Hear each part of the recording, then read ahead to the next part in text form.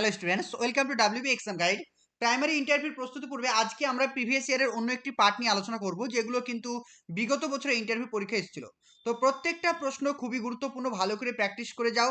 আশা করছি এগুলো থেকে বিভিন্ন ধরনের ঘুরে ফিরে তোমাদেরকে প্রশ্ন করবে। যে ক্লাসগুলো আমি তোমাদেরকে রেগুলার করাচ্ছি প্রত্যেকে কিন্তু ভালো করে একটু দেখে যাবে। ওকে, দেখো, প্রত্যেকে ভালো করে বোঝো এবং প্রত্যেকটা আনসার কিন্তু তোমরা করার একটু চেষ্টা করবে। দেখবে এগুলো থেকে কিন্তু তোমাদের ইন্টারভিউ প্রশ্ন করছে। দেখো, প্রথম প্রশ্ন কি বলা হয়েছে। ফার্স্ট কোশ্চেন বলা হয়েছে এনসিএফ এর পুরো নাম কি। এটা কিন্তু একটা কমন প্রশ্ন ইন্টারভিউ। এনসিএফ পুরো নাম কি, কি হবে আনসার? National curriculum framework. 2 নম্বর কোশ্চেন দেখো, এনসিএফ এর মূল কাজ কি। এনসিএফ এর মূল কাজ হলো ভারতের শিক্ষা ব্যবস্থাপনার জন্য একটি জাতীয় পাঠ্যক্রম কাঠামো তৈরি করা। খুবই সুন্দর করে একদম সহজ ভাষায় লেখা আছে, পড়ে নিতে হবে যে এনসিএফ এর কাজ কি। যদি জিজ্ঞাসা করে যে এনসিএফ এর মূল কাজ হলো ভারতের শিক্ষা ব্যবস্থার জন্য একটি জাতীয় পাঠ্যক্রম কাঠামো তৈরি করা। নেক্সট দেখো, শিক্ষার লক্ষ্য এবং কাজ কি। মানে এখান থেকে জিজ্ঞেস করতে পারে যে এনসিএফ এর কাজ কি, তাহলে এই লাইনটা তোমাকে তো বলতেই হবে। তার সঙ্গে এখান থেকে দুটো পয়েন্ট বলবে। ঠিক আছে, কিভাবে বলবে? যে এনসিএফ এর কাজ হলো বা এনসিএফ এর মূল কাজ হলো ভারতের শিক্ষা ব্যবস্থার জন্য একটি জাতীয় পাঠ্যক্রম কাঠামো তৈরি করা, যেখানে শিক্ষার লক্ষ্য উদ্দেশ্য নির্ধারণ করা হবে, শিক্ষার বিষয়বস্তু পাঠ্যক্রম তৈরি করা হবে, শিক্ষাদান পদ্ধতি এবং কৌশল নির্ধারণ করা, শিক্ষার মূল্যায়ন এবং শিক্ষার মানকে নির্ধারণ করা। তাহলে বুঝতে পেরেছো, এইভাবে কিন্তু সুন্দর করে গুছিয়ে বলতে হবে। চলো নেক্সট দেখো, এবার আমরা এনসিএফ এর যে হিস্টোরি রয়েছে সেই হিস্ট্রি সম্পর্কে জানবো। তো আমাদের ভারতবর্ষে যে যতবার এনসিএফ হয়েছে সেগুলো আমরা একটু একটু করে জেনে নিব। দেখো, এনসিএফ 1975 সাল। তাহলে প্রথমে জানবো কি এনসিএফ 1975 সাল নিয়ে। এটা হয়েছিল কি ভারতের সব থেকে প্রথম এনসিএফ। তাহলে ভারতের প্রথম এনসিএফ কি ছিল? 1975 সাল। তারপরে সেকেন্ড টাইম যেটা ভারতে এনসিএফ হয়েছিল সেটা হচ্ছে 1988 সাল। সালটা মাথায় রেখে 1988 সালে এনসিএফ হয়েছিল। এটা হচ্ছে ফার্স্ট এনসিএফ, এটা হচ্ছে ভারতের সেকেন্ড এনসিএফ, অর্থাৎ ন্যাশনাল এডুকেশন পলিসি 1986। তাহলে কি বলছে এই জায়গাটা ভালো করে বোঝো। বলছে প্রাথমিক পর্যায়ে শিক্ষার মান উন্নয়নের জন্য জাতীয় নীতি ন্যাশনাল এডুকেশন পলিসি 1986 অনুযায়ী প্রকাশিত হয়। তাহলে আমরা দেখলাম 1986 সালে কি হয়েছিল? 1986 সালে জাতীয় শিক্ষানীতি হয়েছিল। সেই জাতীয় শিক্ষানীতিতে এনসিএফ গঠনের আবার খসড়া প্রকাশ করা হয়, যেটি 1988 সালে প্রকাশ পায়। নেক্সট দেখো, তারপরে হয়ে গেল এনসিএফ 2005। স্কুল শিক্ষার জন্য আধুনিক শিক্ষা ব্যবস্থা এবং শিক্ষার্থীদের দক্ষতা বৃদ্ধির উপরে জোর দিয়েছিল। কবে? এনসিএফ 2000 সালে। তারপরে এখন যেটা আমাদের বর্তমানে প্রচলিত রয়েছে সেটা হচ্ছে এনসিএফ 2005। সর্বশেষ এবং সর্বাধিক প্রাসঙ্গিক সংস্করণ হয়েছিল যেখানে চাইল্ড সেন্ট্রিক এডুকেশনের কথা বলা হয়েছে, সেটা হচ্ছে আমাদের এনসিএফ 2005। তাহলে এই পর্যন্ত আমাদের ভারতবর্ষে মোট 5 বার এনসিএফ সফলভাবে কার্যকর হয়েছে। চলো নেক্সট দেখো, নেক্সট কি বলছে দেখো, এবার এনসিএফ 2005-এর কি কি বৈশিষ্ট্য রয়েছে এগুলো সম্পর্কে আমাদের একটু জানতে হবে। বলছে চাইল্ড সেন্টার্ড পেডাগজি, বলছে শিশুকেন্দ্রিক শিক্ষণ পদ্ধতি। প্রথমত কি, যে এনসিএফ 2005-এর কি কি বৈশিষ্ট্য রয়েছে। এনসিএফ 2005-এর বৈশিষ্ট্য রয়েছে, প্রথম বৈশিষ্ট্য হচ্ছে চাইল্ড সেন্টার্ড পেডাগজি, অর্থাৎ শিশুকেন্দ্রিক ভাবে শিক্ষা দিতে হবে। 2 নম্বর বলছে কনস্ট্রাকটিভিস্ট অ্যাপ্রোচ, অর্থাৎ কনস্ট্রাকটিভিস্ট অ্যাপ্রোচ মানে কি, অর্থাৎ নির্মিতিবাদ অ্যাপ্রোচ মানে কি, যে নির্মিতিবাদী অ্যাপ্রোচে বলা হয়েছে শিক্ষার্থীরা তাদের যে নিজস্ব পূর্ব জ্ঞান রয়েছে, অর্থাৎ শিক্ষার্থীরা তাদের পূর্ব জ্ঞানের মাধ্যমে আমাদের সারা বিশ্বজগৎ সম্পর্কে সক্রিয়ভাবে জ্ঞান অর্জন করবে। অর্থাৎ শিক্ষার্থীরা একজন অ্যাক্টিভ লার্নার, সক্রিয়ভাবে জ্ঞান অর্জন করবে। 3 নম্বর বলছে ইনক্লুসিভ এডুকেশন। ইনক্লুসিভ এডুকেশন মানে কি, আমাদের শ্রেণীকক্ষে যদি কোনো প্রতিবন্ধী শিশু থাকে সেই শিশুকে সাধারণ শিশুর সঙ্গে একসঙ্গে মিলেমিশে শিক্ষাদান করতে হবে, অর্থাৎ সমস্ত শিশুকে একই ছাদের তলায় নিয়ে এসে শিক্ষা দিতে হবে। 4 নম্বর বলছে অ্যাক্টিভিটি বেসড লার্নিং, কার্যক্রম এবং অভিজ্ঞতা ভিত্তিক শিক্ষা, অর্থাৎ শিক্ষার্থীদেরকে শিক্ষা দিতে হবে কার্যক্রম, অভিজ্ঞতা এবং কিসের মাধ্যমে? অ্যাক্টিভিটির মাধ্যমে। তাহলে এখানে 2 থেকে 3টে তোমাকে বৈশিষ্ট্য ভালো করে মনে রাখতে হবে।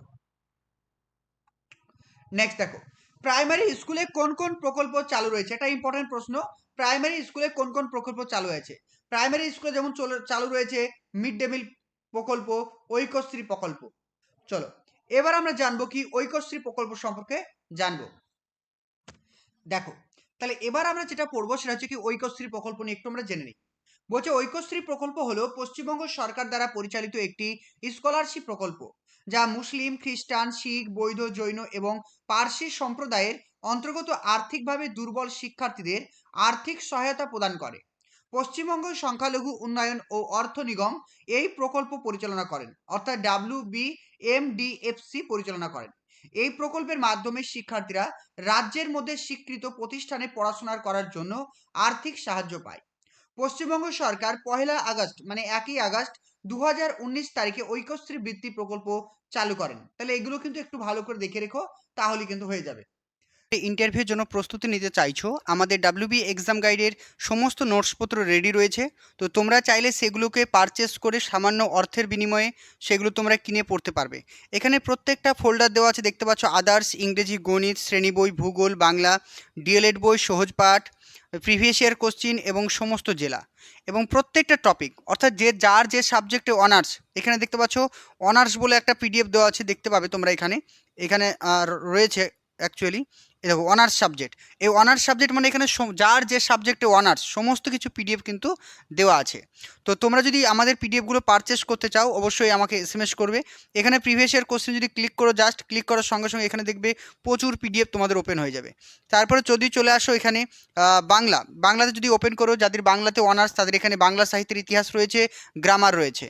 তাছাড়া যদি চলে আসি আমরা ইংরেজিতে যাদের অনার্স তারা যদি এখানে ক্লিক করো, এখানে প্রত্যেকটা ইংরেজি সাহিত্য মানে ইংরেজি সাহিত্য থেকে কী কী প্রশ্ন আসবে সব কিছু দেওয়া আছে। এছাড়াও যদি আমরা শ্রেণী বইয়ে ক্লিক করি, অর্থাৎ এখানে দেখতে পাবো আমাদের শ্রেণীতে যে সমস্ত বইগুলো রয়েছে সেই বইগুলোর ভেতর থেকে কী কী প্রশ্ন করবে সব কিছু সুন্দর করে রাখা আছে। আবার যদি আদার্সে ক্লিক করি, এখানে আমাদের যে ফোল্ডারটা ওপেন হবে, জাতীয় সঙ্গীত, জাতীয় গান, জাতীয় পতাকা, এনসিইআরটি সমস্ত কিছু, West Bengal board of primary education, model school, মানে এ থেকে জেড পর্যন্ত ইন্টারভিউর জন্য যা যা দরকার, ন্যাশনাল এডুকেশন পলিসি, সব কিছু তোমাদের কভার করা আছে প্রত্যেকটা জিনিস। গণিত, অঙ্ক থেকে যাদের যে সাবজেক্ট অনার্স আছে, এছাড়াও গণিত থেকে যে প্রশ্নগুলো করবে সব কিছু দেওয়া আছে। তো তোমরা ভূগোল বা পরিবেশ থেকে যা যা পড়তে হবে সব কিছু এখানে দেওয়া আছে, তোমরা ইজিলি কিন্তু সমস্ত কিছু পড়তে পারবে, ঠিক আছে, যেগুলো কিন্তু ইন্টারভিউর জন্য তোমাদের খুবই গুরুত্বপূর্ণ। স্ক্রিনে দেওয়া নাম্বারে কন্ট্যাক্ট করো, পিডিএফগুলোকে কিনে নাও, ভালো করে মন দিয়ে পড়াশোনা করো। তারপর নেক্সট দেখো শিক্ষাশ্রী প্রকল্প। বলা হয়েছে শিক্ষাশ্রী প্রকল্প হলো পশ্চিমবঙ্গ সরকারের প্রবর্তিত একটি প্রাক ম্যাট্রিক প্রকল্প বা প্রাক ম্যাট্রিক বৃত্তি প্রকল্প, যা অর্থনৈতিকভাবে দুর্বল তপশিলি জাতি মানে এসসি, তপশিলি উপজাতি মানে এসটি ভুক্ত শিক্ষার্থীদের পঞ্চম থেকে অষ্টম শ্রেণী পর্যন্ত শিক্ষা গ্রহণে সহায়তা করে। এই প্রকল্পের উদ্দেশ্য হলো এই নির্দিষ্ট গোষ্ঠীর শিক্ষার্থীদের যারা সরকারিভাবে স্বীকৃত প্রতিষ্ঠানে পড়াশোনা করছে তাদের আর্থিক সহায়তা প্রদান করা যেতে পারে, পড়াশোনা চালিয়ে যেতে পারে এবং তাদের সামাজিক অর্থনৈতিক অবস্থার উন্নতি হয়। এই শিক্ষাশ্রী প্রকল্পের উদ্দেশ্য কি? অর্থনৈতিকভাবে দুর্বল তপশিলি জাতি উপজাতি পরিবারের শিক্ষার্থীদের আর্থিক সহায়তা প্রদান করা, শিক্ষার্থীদের স্কুলে যেতে উৎসাহিত করা এবং তাদের মানে ড্রপ আউট কমিয়ে ফেলা, সামাজিক অর্থনৈতিক বৈষম্য দূর করে পিছিয়ে পড়া শিক্ষার্থীদের মূল স্রোতের দিকে নিয়ে আসা। পশ্চিমবঙ্গ সরকার শিক্ষাশ্রী প্রকল্পের আওতায় সকল যোগ্য শিক্ষার্থীকে বার্ষিক 800 টাকা করে প্রদান করেন। এই প্রকল্পটি চালু হয়েছিল 2014 সালে, তারিখ ছিল 27শে মে 2014। এটি হচ্ছে পশ্চিমবঙ্গ সরকার অনগ্রসর শ্রেণী কল্যাণ মন্ত্রক দ্বারা পরিচালিত। তাহলে সমস্ত ইনফরমেশন দিয়ে দিলাম, একটু ভালো করে পড়ে যাবে। চলো নেক্সট দেখো। এবার চলে আসি আমরা নেক্সট প্রকল্প, সেটার নাম হচ্ছে কন্যাশ্রী প্রকল্প। বাংলার মাননীয় মুখ্যমন্ত্রী মমতা বন্দ্যোপাধ্যায়ের অনুপ্রেরণায় কন্যাশ্রী প্রকল্পের সূচনা করা হয়েছিল 2013 সালে। এর লক্ষ্য ছিল বাল্যবিবাহ রোধ ও মেয়েদের শিক্ষায় উৎসাহিত করা। প্রধান সুবিধাভোগী কিশোরী মেয়ে, অর্থাৎ এই যে কন্যাশ্রী প্রকল্পের সুবিধা কারা পাবে? কিশোরী মেয়েরা পাবে এবং এর উদ্দেশ্য পূরণে আর্থিক অনুদান প্রদান করা হয়। এছাড়াও এই প্রকল্পটি কন্যাশ্রী বিশ্ববিদ্যালয়ের অংশ হিসাবে মেয়েদের ক্ষমতায়নের জন্য গুরুত্বপূর্ণ ভূমিকা পালন করে। কন্যাশ্রী প্রকল্পের মূল দিকগুলি কী হবে? এর উদ্দেশ্য মেয়েদের বিদ্যালয়ে নিয়ে আসা এবং শিক্ষার প্রচার করা। লক্ষ্যটা কী হবে? বাল্যবিবাহ রোধ করা এবং মেয়েদের ক্ষমতায়ন সুনিশ্চিত করা। শুরু এবং তারিখ 8ই মার্চ 2013 সালে এই প্রকল্পটি চালু করা হয়েছিল। তাহলে কবে চালু করা হয়েছিল? 8ই মার্চ 2013 সালে। এই প্রকল্পের রূপায়ণকারী দপ্তরকে পশ্চিমবঙ্গ সরকারের মহিলা ও শিশু বিভাগ ও সমাজ কল্যাণ দপ্তর। এই প্রকল্পের মূল সুবিধাভোগীরা হলেন কিশোরী মেয়েরা। কন্যাশ্রী প্রকল্পের ভাগগুলি কি কি রয়েছে? মেয়েদের শিক্ষা দেওয়ার জন্য এই কন্যাশ্রী প্রকল্পের 3টে স্কিম রয়েছে। একটা হচ্ছে কি K1, 2 নম্বর হচ্ছে K2 আর 3 নম্বর হচ্ছে কি K3। তাহলে বুঝতে পেরেছো এখানে 3টে কিন্তু প্রকল্পের কথা বলা হয়েছে। তাহলে কারা কারা কন্যাশ্রী প্রকল্পের জন্য আবেদন করতে পারবেন? কন্যাশ্রী প্রকল্পের জন্য অর্থাৎ K1 K2 জন্য আবেদন যারা করবেন, মেয়ে ছাত্রীকে অবশ্যই অবিবাহিত হতে হবে, তাকে অবশ্যই পশ্চিমবঙ্গের স্থায়ী বাসিন্দা হতে হবে, প্রার্থীর বয়স 13 থেকে 19 বছর হতে হবে। তারপর বলছে ডব্লিউবি সরকার কর্তৃক স্বীকৃত কোনো প্রতিষ্ঠানে পড়াশোনা করতে হবে, তাহলে কিন্তু সে কিন্তু কন্যাশ্রীর জন্য এলিজেবল। তারপর বলছে কন্যাশ্রী প্রকল্প K3 জন্য যোগ্যতা। এই স্কিমটি কেবলমাত্র মেয়েদের শিক্ষার্থীদের জন্য, অর্থাৎ এটি কাদের জন্য? সবই কিন্তু মেয়েদের জন্য। কন্যাশ্রী 1, 2, 3 সবই কিন্তু মেয়েদের জন্য। যারা কোনো স্বীকৃত বিশ্ববিদ্যালয় থেকে স্নাতকোত্তর মানে হচ্ছে গ্র্যাজুয়েশন কমপ্লিট করছে, মানে MA কমপ্লিট করছে, তাদের জন্য কন্যাশ্রী মানে K3 দেওয়া হবে। যারা MA কমপ্লিট করবে তাদেরকে কি দেওয়া হবে? K3 দেওয়া হবে। এবার কন্যাশ্রী প্রকল্পের টাকাটা কি? যাদের বয়স হচ্ছে তোমার অষ্টম শ্রেণী থেকে পাঠদান পড়বে, অষ্টম শ্রেণী থেকে অর্থাৎ 13 থেকে 18 বছর বয়স, তাদেরকে এই স্কিমের আন্ডারে প্রতি মাসে উম, প্রতি 1000 টাকা দেওয়া হবে। ঠিক আছে, প্রতি বছর 1000 টাকা করে দেওয়া হবে এবং প্রতি বছরে সেটা। আর K2 যেটা হচ্ছে যখন ওই স্টুডেন্টের বয়স 18 বছর থেকে 19 বছর হয়ে যাবে, তখন তাকে এককালীন 25,000 টাকা প্রদান করা হবে। কন্যাশ্রীর ব্র্যান্ড অ্যাম্বাসেডর কে? বর্তমানে কন্যাশ্রী ব্র্যান্ড অ্যাম্বাসেডর রয়েছেন রুমানা সুলতানা। রুমানা সুলতানার বাড়ি কোথায়? সেটা হচ্ছে মুর্শিদাবাদের। কন্যাশ্রী দিবস কবে পালন করা হয়? কন্যাশ্রী দিবস পালন করা হয় 14ই আগস্ট। কন্যাশ্রী প্রকল্পের নামটি দুটি বাংলার শব্দের সংমিশ্রণে গঠিত। একটা হচ্ছে কন্যা, যেটার অর্থ হচ্ছে কি মেয়ে শিশু, আর শ্রী, শ্রী কথার অর্থ হচ্ছে সম্মান, মান, সৌভাগ্য, সমৃদ্ধিকে বোঝায়। অর্থাৎ কন্যাশ্রী কথাটির অর্থ হচ্ছে মেয়েদের সম্মান বা সমৃদ্ধি। চলো নেক্সট দেখো, এখানে বলছে কন্যাশ্রী প্রকল্পের নামটি দুটি বাংলা শব্দ হয়েছে, আমরা এর আগে জানলাম। ওকে, চলো নেক্সট দেখো। তোমাকে যদি ইন্টারভিউ জিজ্ঞাসা করে যে কন্যাশ্রী প্রকল্পে এই শ্রী কথাটির অর্থ কি? শ্রী কথাটির অর্থ হচ্ছে সম্মান। এটা কিন্তু মাথায় রাখবে। অর্থাৎ কন্যাকে সম্মান করা হচ্ছে, কন্যাকে এখানে মর্যাদা দেওয়ার কথা বলা হয়েছে। নেক্সট দেখো, মিড ডে মিলের অন্য নাম কি? মিড ডে মিলের অন্য নাম ছিল পোষণ স্কিম, মানে প্রধানমন্ত্রী পোষণ স্কিম, যেটাকে বলা হয় PM পোষণ। মিড ডে মিলে ছাত্র পিছু বা মাথা পিছু কত টাকা বরাদ্দ রয়েছে? এখন পশ্চিমবঙ্গে মিড ডে মিলের মাথা পিছু কত টাকা বরাদ্দ রয়েছে? 6 টাকা 78 পয়সা। পশ্চিমবঙ্গের রাজ্য ফলের নাম কি? পশ্চিমবঙ্গের রাজ্য ফলের নাম আম। এছাড়াও পশ্চিমবঙ্গের কি কি রাজ্য প্রতীকগুলো রয়েছে একটু জেনে নেব। পশ্চিমবঙ্গের রাজ্য সঙ্গীত বাংলার মাটি বাংলার জল, এই গানটি এখন প্রাথমিক বিদ্যালয়ে গাওয়ার জন্য বলা হয়েছে। রাজ্য পশুর নাম হচ্ছে ফিশিং ক্যাট। রাজ্য পাখি সাদা বুকলা মাছরাঙা। রাজ্য ফুল শিউলি ফুল। রাজ্য ফল হিমসাগরের আম। রাজ্য বৃক্ষ ছাতিম। রাজ্য খেলা খো খো। নেক্সট দেখো, জন কিটসের লেখা দুটি কবিতার নাম বলুন। তিনি একজন ইংরেজি সাহিত্যিক ছিলেন। যাদের ইংলিশে অনার্স তাদেরকে ইংলিশ সাহিত্য থেকে বিভিন্ন প্রশ্ন করবে। তাহলে কি হবে? ওডি ওডি টু এ নাইটাঙ্গল আর ওডি ওয়ান এ গ্রিসিয়ান উরিন। তাহলে এগুলো কিন্তু একটু ভালো করে মনে রাখতে হবে। নেক্সট, ভারতবর্ষের সব থেকে বড় সীমানা কোন দেশের সাথে রয়েছে? বাংলাদেশ। ভারত ও পাকিস্তানের সীমানার নাম হচ্ছে রেড ক্লিফ লাইন। ভারত ও চীনের নাম হচ্ছে ম্যাকমোহন লাইন। ভারত আফগানিস্তানের নাম হচ্ছে ডুরান্ড লাইন। ভারত বাংলাদেশ 3 বিঘা করিডর। ভারত শ্রীলঙ্কার নাম হচ্ছে প্রক প্রণালী। নেক্সট দেখো, বিদ্যালয়ে যদি কোনোদিন রাঁধুনি না আসে তাহলে আপনি কি করবেন? খুব ভালো একটা প্রশ্ন। ধরো বিদ্যালয়ে কোনো একদিন রাঁধুনি আসলো না, তো সেই দিন তুমি কি করবে? চলো নেক্সট দেখো, বলছে বিদ্যালয়ে যদি কোনোদিন রাঁধুনি না আসে সেই দিন আপনি কি করবেন? বিদ্যালয় একটি পরিবারের মতো, তাই সেই দিন শিক্ষক শিক্ষিকারা দায়িত্ব ভাগ করে নেবেন। কিছুজন পাঠদানের দিকটি সামলাবেন এবং বাকিরা রান্নার ব্যবস্থা করবেন যাতে ছাত্রছাত্রীরা অভুক্ত না থাকে। নেক্সট দেখো, লার্নিং ডিসএবিলিটি কি? লার্নিং ডিসএবিলিটি হলো একটি স্নায়বিক অবস্থা যা মস্তিষ্কের তথ্য প্রেরণ বা গ্রহণ বা প্রক্রিয়াকরণের ক্ষমতাকে প্রভাবিত করে। কয়েকটি ডিসএবিলিটির নাম কি? যেমন লার্নিং ডিসএবিলিটির নাম হচ্ছে ডিসলেক্সিয়া, যেটা হচ্ছে কি রিডিং ডিসএবিলিটি। তাহলে ডিসলেক্সিয়া কি? ডিসলেক্সিয়া হচ্ছে রিডিং ডিসএবিলিটির সঙ্গে যুক্ত। ডিসক্যালকুলিয়া, এটা গণিতের সঙ্গে সম্পর্কিত। অর্থাৎ ক্যালকুলেশন, ম্যাথামেটিক। ডিসগ্রাফিয়া, লিখতে যাদের সমস্যা তাদেরকে কি বলা হয়? ডিসগ্রাফিয়া। এগুলো কিন্তু মাথায় রাখতে হবে। নেক্সট দেখো, মানে রিডিং রিডিং ডিসএবিলিটি বা পঠন অক্ষমতাকে কি বলা হয়? পঠন অক্ষমতাকে বলা হয় ডিসলেক্সিয়া। পঠন অক্ষমতাকে কি বলা হয়? ডিসলেক্সিয়া। নেক্সট দেখো, ভগ্নাংশ কাকে বলে? বলছে দুটি পূর্ণ সংখ্যাকে ভাগ বা অনুপাত আকারে প্রকাশ করলে যে সংখ্যাটি পাওয়া যায় তাকে কি বলা হয়? ভগ্নাংশ বলা হয়। এটা মাথায় রাখবে, দুটি পূর্ণ সংখ্যাকে ভাগ বা অনুপাত আকারে প্রকাশ করলে যে সংখ্যাটি পাওয়া যায় তাকে আমরা কি বলবো? ভগ্নাংশ বলবো। ওকে, চলো নেক্সট দেখো। নেক্সট বলছে পদ কাকে বলে? শব্দ যখন বিভক্তি যুক্ত হয়ে বাক্যে ব্যবহৃত হয় তখন তাকে কি বলবো? পদ। এই যে যেমন দেখো, এটা একটা বাক্য, এটা তো একটা বাক্য, তাই না? এখানে যে শব্দ, যখন, বিভক্তি, এগুলো প্রত্যেকটি এক একটা হচ্ছে পদ। তাহলে শব্দ কখনো বাক্যে ব্যবহার হতে পারে না। তাহলে শব্দ যখন বাক্যে ব্যবহার করা হবে সেটাকে আমরা কি বলবো? পদ বলবো। এটা কিন্তু ভালো করে মনে রাখতে হবে।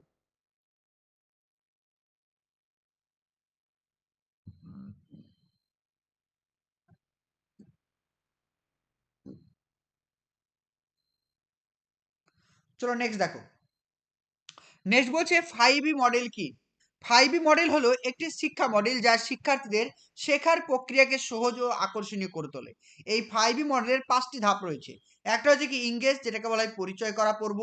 2 নম্বর হচ্ছে কি এক্সপ্লোর, মানে তথ্য সংগ্রহ করার পর্ব। 3 নম্বর হচ্ছে এক্সপ্লেন, যেটাকে আমরা ব্যাখ্যা করার পর্ব বলবো। 4 নম্বর বলছি এলাবোরেট, মানে যেখানে প্রয়োগ করার কথা বলবো। আর 5 নম্বর হচ্ছে ইভালুয়েশন, মানে মূল্যায়ন করব। তাহলে এই 5টা যে স্টেপস পর পর কিন্তু ভালো করে মনে রাখতে হবে। 5 এর যে 5টি ধাপ রয়েছে।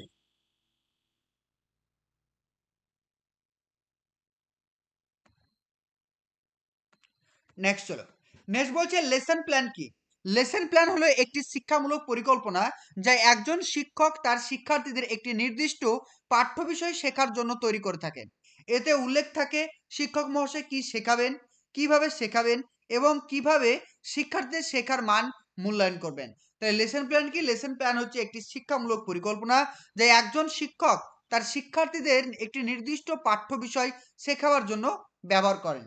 এই লেসন প্ল্যানে উল্লেখ থাকে শিক্ষক মহাশয় কিভাবে শেখাবেন, কাদেরকে শেখাবেন এবং শিক্ষণীয় বিষয়বস্তুর কিভাবে মূল্যায়ন করবেন। চলো নেক্সট কোশ্চেন দেখো। পরের প্রশ্ন বলছে মিড ডে মিলের খাবারে বিষাক্ত কিছু পদার্থ থাকলে আপনি কি করবেন? দেখে নাও কি হবে এটা। যদি মিড ডে মিলের খাবারে বিষাক্ত কোনো পদার্থ থাকে তবে আমি সঙ্গে সঙ্গে খাবারটি পরিবর্তন করব। যদি সময় থাকে তবে নতুন করে খাবার রান্না করব। বিষাক্ত খাবার মাটির মধ্যে পুঁতে রাখবো যাতে অন্য কোনো প্রাণী খেয়ে অসুস্থ না হয়। বিদ্যালয়ের রান্নাঘর পরিষ্কার করব যাতে পরবর্তীতে এমন ঘটনা আর না ঘটে। বুঝতে পেরেছো? তাহলে এইভাবে সুন্দর করে তোমাকে গুছিয়ে বলতে হবে। নেক্সট দেখো। নেক্সট বলছে এনসিটিইর সম্পূর্ণ রূপ কি বা সম্পূর্ণ নাম কি? National Council for Teacher Education. এনসিটির কয়েকটি কাজ বলুন। প্রাথমিক ও মাধ্যমিক স্তরে বিদ্যালয়ের শিক্ষক শিক্ষিকা কর্মসূচির মান নির্ণয় ও তা বজায় রাখা। 2 নম্বর হচ্ছে শিক্ষক শিক্ষা প্রতিষ্ঠান স্থাপনের অনুমোদন প্রদান করা। খুবই ইম্পর্টেন্ট এই পয়েন্টটা। এই পয়েন্টটা কিন্তু খুবই ইম্পর্টেন্ট। ওকে, তাহলে এনসিটির কয়েকটি কাজ বলুন যদি তোমাকে জিজ্ঞাসা করে তাহলে কি কি বলবে? প্রাথমিক ও মাধ্যমিক স্তরে বিদ্যালয়ের শিক্ষক শিক্ষিকা কর্মসূচির মান নির্ণয় এবং তা বজায় রাখা। দ্বিতীয়ত শিক্ষক শিক্ষা প্রতিষ্ঠান স্থাপনের অনুমোদন দেওয়া, অর্থাৎ যে বিএড কলেজ ডিএলএড কলেজগুলো রয়েছে সেগুলোকে অনুমোদন দেয়। শিক্ষক শিক্ষার ব্যবস্থাপনায় পরিকল্পনা কর্মসূচি সংক্রান্ত বিষয়ে কেন্দ্রীয় সরকার এবং রাজ্য সরকার, ইউজিসি এবং অন্যান্য সংস্থাগুলিকে পরামর্শ প্রদান। নেক্সট দেখো, রবীন্দ্রনাথ ঠাকুর কি জন্য নোবেল পুরস্কার পেয়েছিলেন? খুব ভালো একটা প্রশ্ন। রবীন্দ্রনাথ ঠাকুর গীতাঞ্জলি কাব্যের জন্য, রবীন্দ্রনাথ ঠাকুর গীতাঞ্জলি কাব্যগ্রন্থের জন্য 1913 সালে সাহিত্যে নোবেল পুরস্কার পেয়েছেন। নেক্সট কোশ্চেন, নির্মিতিবাদ বা কনস্ট্রাকটিভিজম বলতে আপনি কি বোঝেন? শিক্ষার্থীরা যখন তাদের পূর্ব অভিজ্ঞতার ভিত্তিতে বিশ্বজগৎ সম্পর্কে নতুন জ্ঞান অর্জন করে বা নতুন জ্ঞান নির্মাণ করে তখন তাকে কি বলা হয়? নির্মিতিবাদ। একটি ছাত্র বাড়ি থেকে না খেয়ে বিদ্যালয়ে আসে এবং তার না খাওয়ার ব্যাপারটা আপনি যদি জানতে পারেন আপনি কি করবেন? খুব একটা ইম্পর্টেন্ট প্রশ্ন। কি হবে অ্যান্সার? একজন শিক্ষক হিসাবে আমি প্রথমে তার খাওয়ার ব্যবস্থা করব, কারণ কারণ এটি শিশুর জন্য খাওয়া একটি মৌলিক প্রয়োজন।